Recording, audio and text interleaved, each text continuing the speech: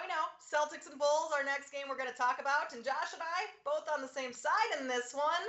Celtics -7 in Chicago. Totals 223.5. Josh, why do you like the Celtics tonight?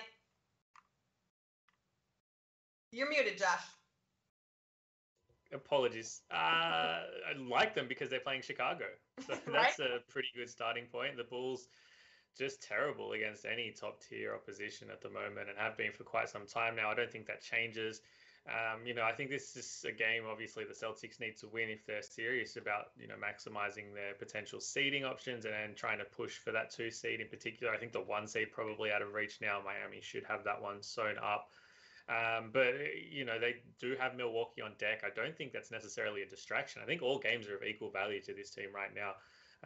So you're going to get a fair effort and they're going to be locked in and engaged in this one. You do see Brown and Tatum as probable. There's no reason for either of those guys to sit. So, yeah, ultimately, if we do get a fair effort from the Celtics, it's going to be more than enough, in my opinion, to cover this number against a Bulls team who themselves are flailing and probably just have Cleveland to thank for the fact that they aren't going to be in the play-in themselves because the Cavs are just much worse than they are somehow at the minute. But things, very much falling apart for Chicago defensively. I don't think that they're going to be able to contain Boston's wings.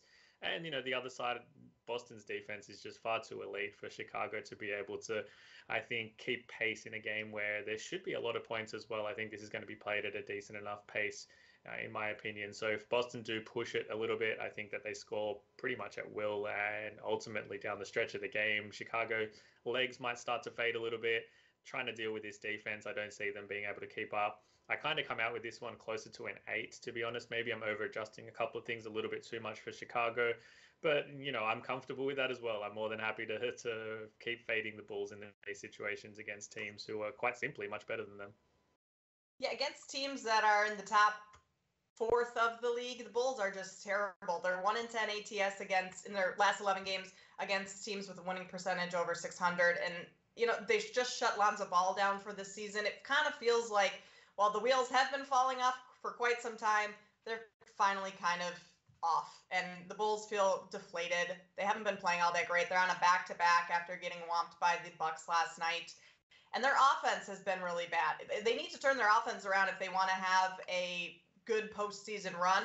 But this isn't exactly a game where this is like a get-right spot for your offense against a Boston defense that is this good.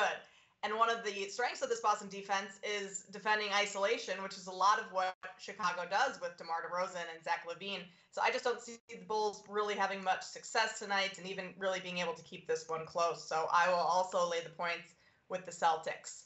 Alex, Josh touched on this total here, 223.5.